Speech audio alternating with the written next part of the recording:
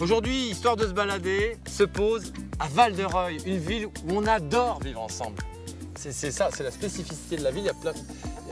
on est ensemble. De vivre ensemble. Il n'y a personne pour vivre ensemble? Il y a quelqu'un avec qui je peux parler ou pas ici?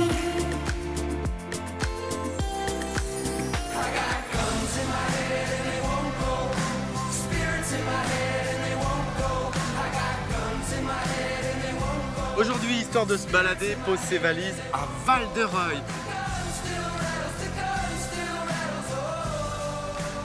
Et je vais commencer par découvrir un sport, le catamaran, avec Pierre. Un équipage dans un bateau, il faut s'aider entre nous.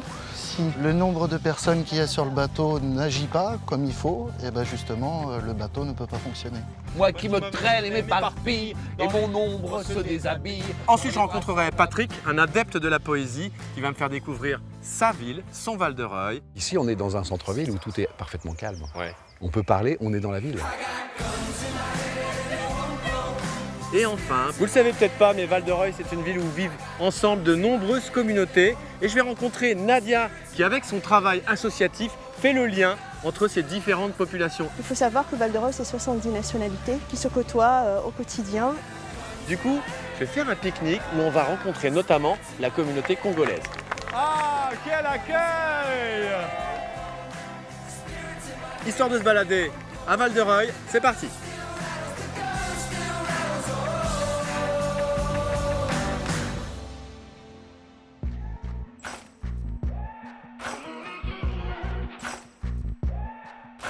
Ouais, c'est pas mal ça, ça ressemble à un arbre. Moderne. Et joli.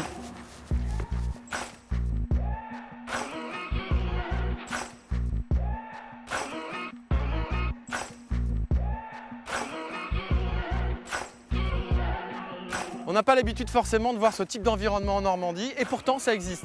Je suis ici à Val-de-Reuil. Alors Val-de-Reuil, c'est une ville où il y a environ 20 000 habitants, elle existe depuis 40 ans et ici, il y a environ 70 communautés qui vivent ensemble. Je dis bien vivre ensemble parce que quand on parle de Val-de-Reuil, on parle du vivre ensemble. On va y revenir parce que d'abord, je vais aller prendre un grand bol d'air frais. Je vais aller faire du bateau sur une base de loisirs où je vais retrouver Pierre.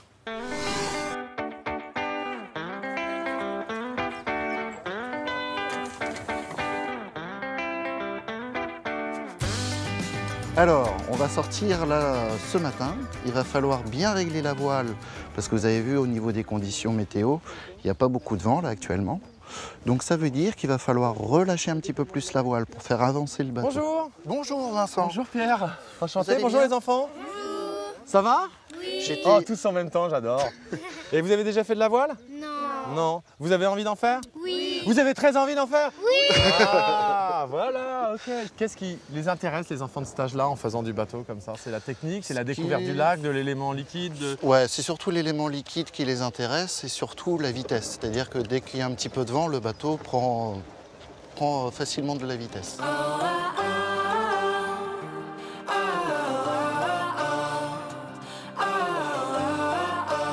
on est sur une base de loisirs, on commence les loisirs alors? Vous êtes d'accord? Oui. Ok, allez. On est parti. Et je vois Allez. que tu as, bah oui, forcément. Oui, je t'ai prévu ton petit gilet pour toi quand même. Ah oui, ton petit gilet de sauvetage, on ne sait jamais si on tombe à l'eau. Attention, on ne se fait pas tomber, hein. On essaye. Allez, on va faire de la voile? Oui. Allez, on y va. Voici vos navires.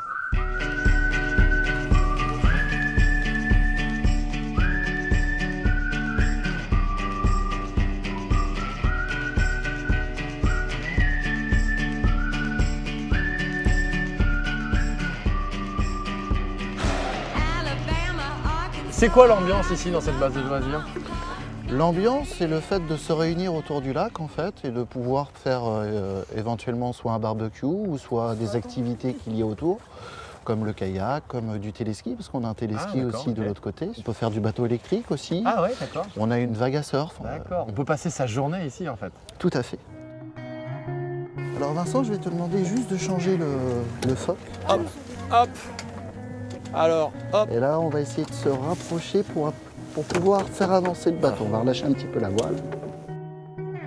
La population ici, elle est quand même très jeune à Val-de-Reuil, non? Oui, on a On a tout type d'enfants en fait. Et donc c'est des quartiers avec beaucoup de mixité sociale, j'imagine, des origines très différentes. Est-ce qu'on se retrouve particulièrement dans la voile? Est-ce que la voile, ça réunit tout le monde? Ah oui, oui, oui, parce qu'en fait, ils sont un équipage dans un bateau, donc il faut être vachement, faut s'aider entre nous. Et justement, la voile permet justement à ça, c'est-à-dire que ce qui est bien sur les catamarans, c'est que si le nombre de personnes qu'il y a sur le bateau n'agit pas comme il faut, et ben justement, le bateau ne peut pas fonctionner. Et si on s'y mettait un peu? Eh ben oui, je vais vous laisser piloter le Allez, c'est vous bateau qui et gérer un pilotez petit peu le bateau, les enfants.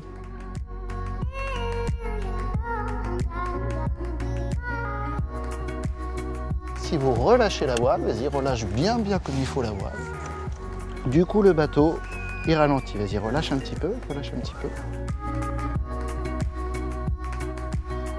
Bon alors, qu'est-ce que vous pensez du bateau, Talia? Toi, t'en penses quoi? Moi, je trouve que c'est bien. Ça a la détente, c'est zen, c'est calme.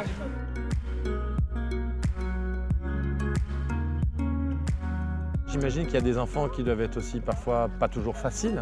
Oui, mais après, une fois qu'on les a bien canalisés, ce que je veux dire, c'est que la séance se passe très bien, quoi. Et alors du coup, le rapport que tu as avec les enfants, est-ce que c'est justement des rapports assez forts, j'imagine? Des fois, oui, j'ai certaines écoles qui restent à la semaine, en fait, et le vendredi, j'ai beaucoup de mal à les quitter, quoi. C'est vrai? Et eux aussi, parce qu'ils me le font savoir, quoi, en fait. Ouais. Soit avec les expressions du visage, et puis... Et pour toi, c'est une vraie récompense directe, ça, non? Ah, moi, c'est une grande récompense. Et alors, c'est quoi la chanson du moment, là, le truc vraiment qui marche à fond? Moi, je trouve que c'est Ed Sheeran, Shape of You. Shape of You, ça donne quoi? Tu pourrais me chanter un petit bout? Juste l'air. I'm in love with the shape of you, like a phone, like a man meant you. Bravo! Quel talent, Talia! Oh, mon bateau, tu es le plus beau des bateaux.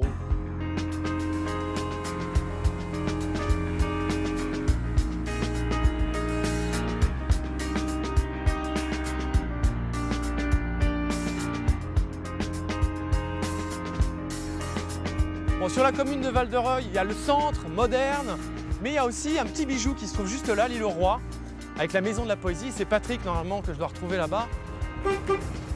Ah ben c'est Patrick qui vient à moi, en fait. Vincent! Patrick, monsieur, gendarmerie, il y a écrit là. Non, aujourd'hui c'est poésie. seulement. Poésie, je préfère. C'est mieux. Allez, je t'emmène. Allez. Hop là. C'est Eh, parti. impeccable. La poésie, j'adore. Épouchatterie de Polymnie, vérolé de lune à confire. Ça dit quelque chose? Allez au fait. J'adore les Un grand plaisir. L'île du Roi. C'est une île en effet. C'est ton petit Voilà, paradis? C'est tout à fait un paradis sur terre. C'est charmant, hein.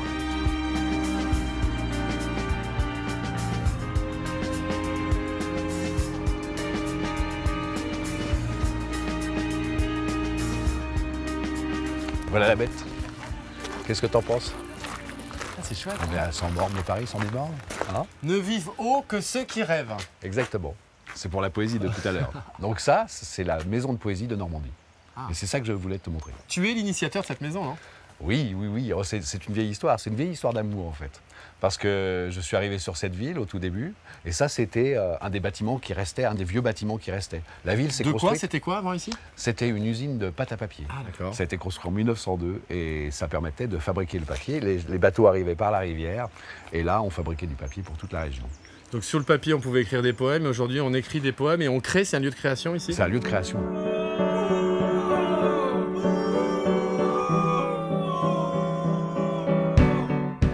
Donc c'est devenu un lieu ouvert à plein de compagnies, plein d'équipes qui sont venues. Et après, on a essayé d'ouvrir des ateliers pour que les gamins du coin puissent aussi pratiquer le théâtre, etc. Et ensuite, on a fait des soirées publiques. Et on a invité le public aussi comme un lieu de partage, vraiment un lieu de partage. Parce que pour nous, la culture, c'est d'abord le partage. Est-ce qu'il y a un renouveau de la poésie ou pas? Ah oui, il y a effectivement le slam, bien sûr, qui permet de permettre à des gens de rentrer à nouveau dans la poésie. Et les jeunes ont envie de retourner vers la poésie, de donner quelque chose de plus intime et de plus précieux. Donc là, on n'est pas loin du centre-ville de Val-de-Reuil, une ville moderne, avec un plan d'urbanisme très moderne. Toi, je crois que tu as vu, en tout cas, le début de la création de cette ville. Mais oui, je suis arrivé ici en 76. D'accord. Donc j'ai connu la ville, il devait y avoir 300 habitants au tout début. Et donc j'ai vu la ville se construire peu à peu autour de l'école, autour de tout ça. Il y a plein d'utopies dans la façon dont la ville a été construite.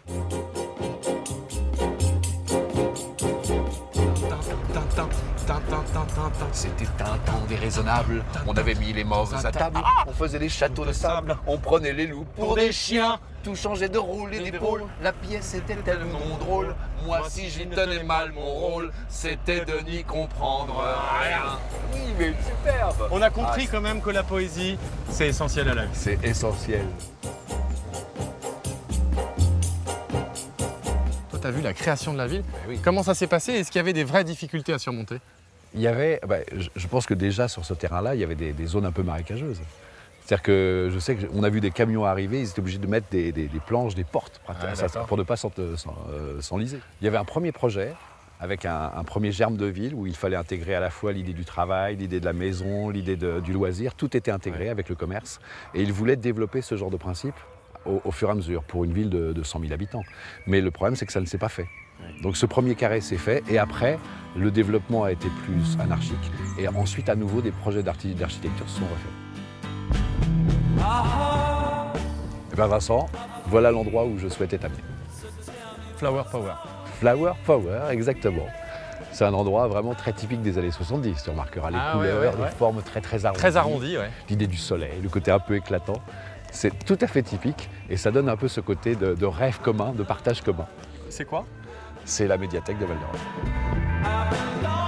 Mais alors, on est dans les années 70. L'état d'esprit à l'époque, c'est quoi? Quelle est l'envie qu'on a pour construire une ville comme celle-là? L'envie, l'idée de base, c'était que la ville soit un lieu où effectivement on puisse circuler tout à fait librement. Il y avait un espace pour les voitures et un espace pour l'habitation, pour les gens. Au début, c'était une grande confusion parce qu'on cherchait un immeuble et on ne savait pas s'il fallait aller en bas ou à l'étage. Les gens étaient complètement perdus. Il y avait des noms de rues et puis il y avait les noms des rues à l'étage. Donc il y avait une sorte de truc très compliqué. Et en fait, l'avantage, c'est que les enfants pouvaient être en toute liberté. Les gens pouvaient circuler en toute liberté sans aucun danger par rapport à la voiture. Donc elle était pensée dans ce futur de la voiture.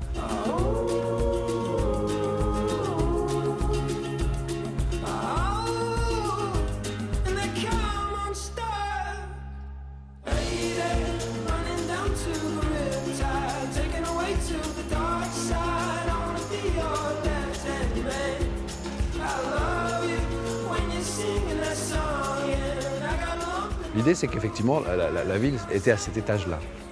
Comme une ville un peu du sud. Enfin, il y avait un côté un peu d'ailleurs, on le voit aujourd'hui avec le soleil, que les gens puissent se poser en toute tranquillité sur cet espace. Que l'espace actif était plus bas et qu'ici, c'était un espace plus de loisirs, de partage. C'est une ville construite sur une base de HLM, à grande partie de HLM, mais qui sont finalement très agréables à vivre, avec des grands volumes.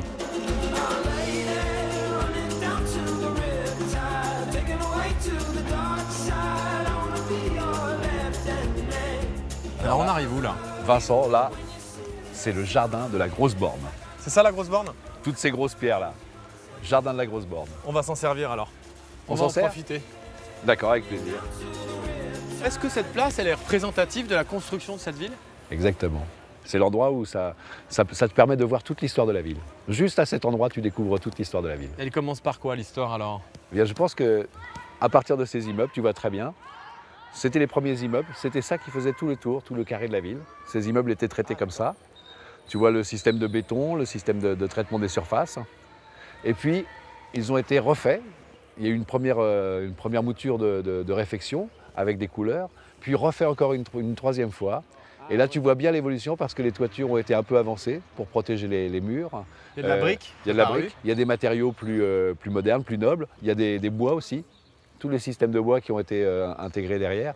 Et plus loin, tout au bout, tu vois toutes les maisons en bois, les maisons toutes en bois qui ont été construites, donc ils sont des plus petits volumes. Et aussi, il faut se dire qu'ici, tu avais d'autres immeubles.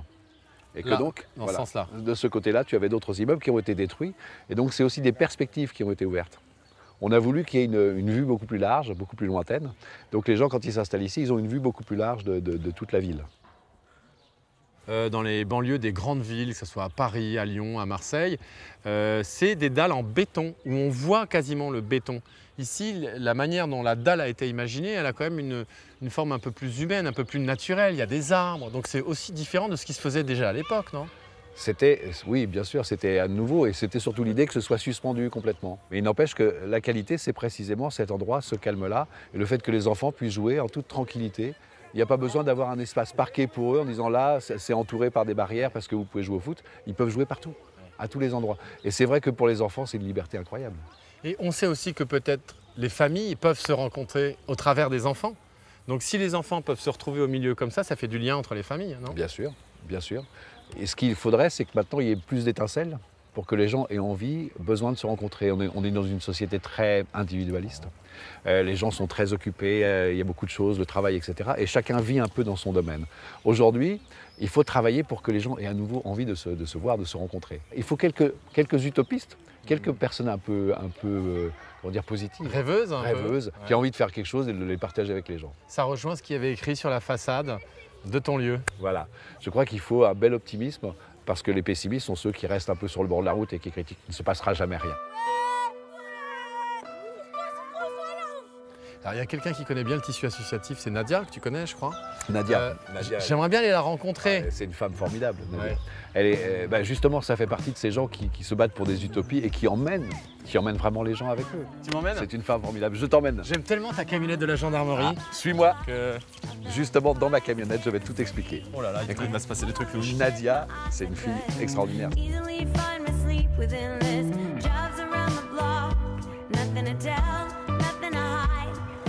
Tu connais la phrase d'Aragon? La parole n'a pas été donnée à l'homme, il l'a prise. Et il a bien raison. Et il a bien raison.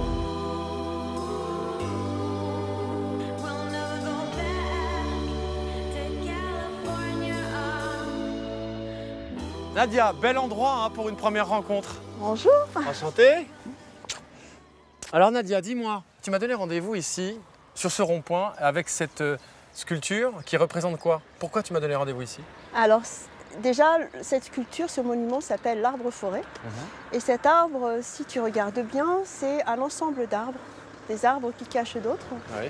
Et cet arbre, quand il a été conçu par l'artiste Christian Zimmermann, il a pensé que la solidarité pouvait partir par un amas de branches, d'arbres.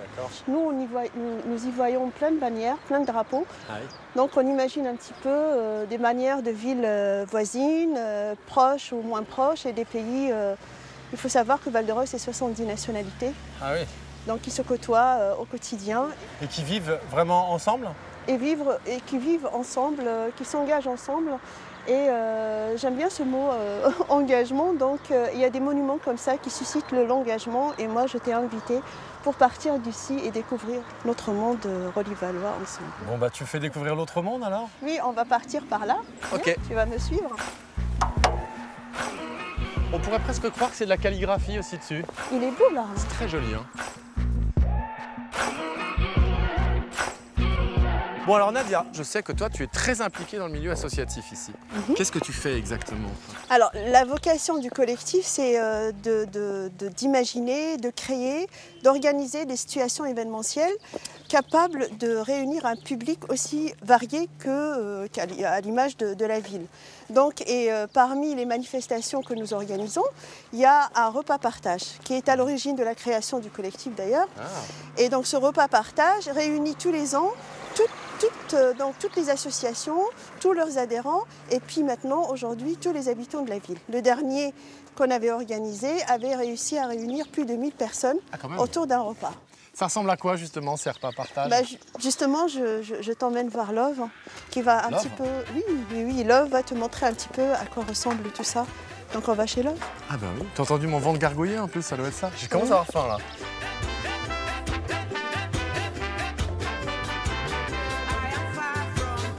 On va voir une des associations du collectif qui s'appelle les Amis des Val-de-Reuil.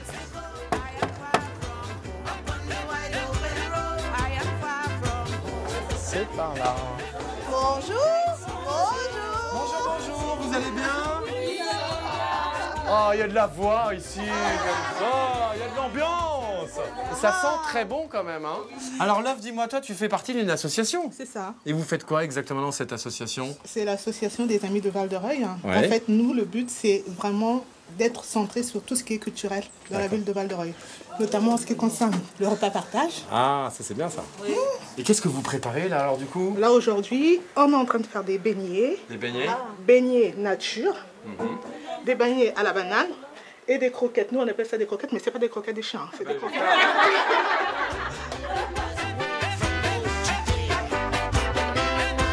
Tu peux mettre ta main à la pâte, dites-moi. Oui, On va faire la pâte des croquettes. La pâte des croquettes, d'accord. Ceci est un fouet. Attention, si toi, téléspectateur, tu les passages. Oh la vache. Retenez la recette. Alors, 3 œufs, 2 cuillères à soupe de lait concentré.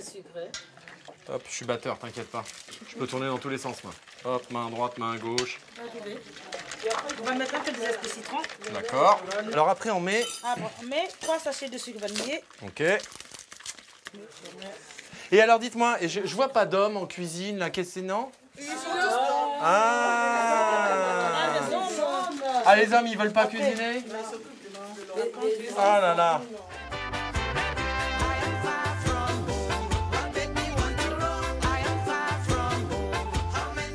Alors Darel, qu'est-ce que t'en penses? Non, ça y est, c'est bien fait. Hein, c'est bien? Super, oui. Bien ou bien? Super, Ok, oui. d'accord. Bon, je vais me laver les mains. On a fini, d'accord. Personne à qui je peux serrer la main? Merci Vincent. Ah non, Oui, Vincent. Alors Ah, c'est des beignets à la banane. Oh. Est-ce que vous en goûtez? Ah oui. Qu'est-ce que vous en dites? Ah, c'est très bon ça. Ah ouais, délicieux. Ah, mais c'est très très bon. Non mais j'en veux encore. Ah d'accord. Normalement, faut pas parler la bouche pleine, je crois. Voilà. C'est avec vous, hein. C'est vous qui voyez. Oh non, si non, vous mais voulez plus arrêtez, finir, arrêtez. Mais, ça suffit, oui. Vous en voulez encore? Non, Mais vous non, mangez j'en veux trop, pas. là. Non. Mais attends, et si on allait faire ce petit pique-nique, non? Qu'est-ce que vous en pensez? Oui, oui. Oui, on y va. Allez, allez, on part, on s'en va, puis on va dans la nature manger. Si vous connaissez pas, super bon, un petit goût de banane, c'est onctueux et tout ça. Et maintenant, on va tous partir aller manger en extérieur dans un parc de la ville.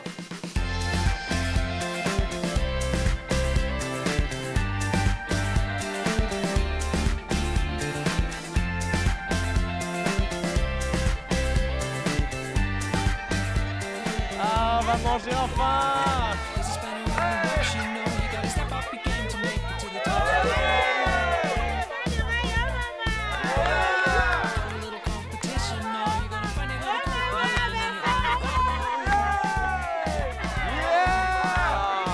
Alors les amis de Val-de-Reuil, et l'accueil! Ah, quel accueil!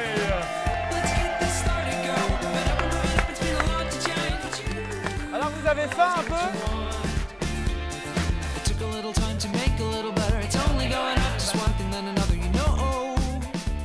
Vous êtes une sacrée gourmande, vous en avez 3 dans les mains là.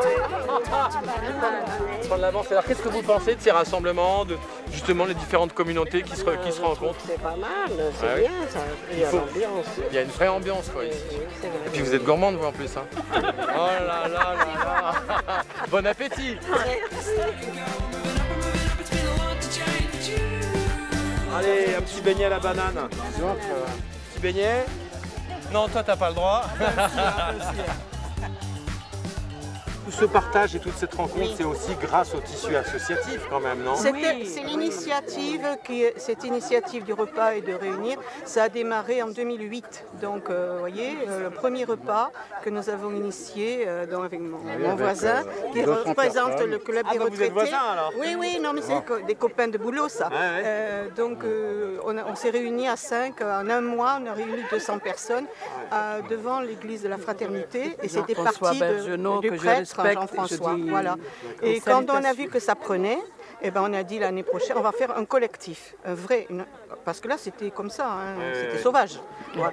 Et on a monté une association qui s'appelle le Collectif Vivre Ensemble en 2008, en août 2008, et on n'a pas lâché, et on a fait d'autres choses aussi. Vous êtes passionné, vous, ça se voit. Hein? Moi je suis hyper passionnée. Ouais, je trouve que c'est merveilleux ce qu'on fait à Val-de-Reuil, la plus jeune commune de France, très pauvre, mais qui a un cœur énorme.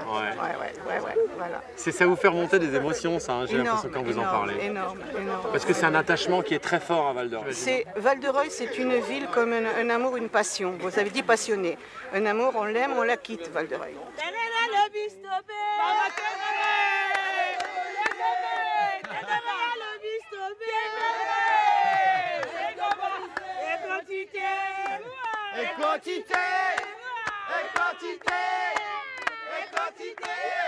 Regardez cette ambiance de dingue là ici à Val-de-Reuil. J'imaginais pas, j'avoue, avant de venir, que dans cette ville il allait y avoir une ambiance comme ça et que pour le coup, quand on parle du vivre ensemble, là on a vraiment un exemple. Donc j'espère que vous aurez apprécié cette balade ici à Val-de-Reuil. N'oubliez pas, toutes les infos, le replay sur france3.fr. Moi, je vous laisse avec de l'ambiance. Les quantités. Les quantités.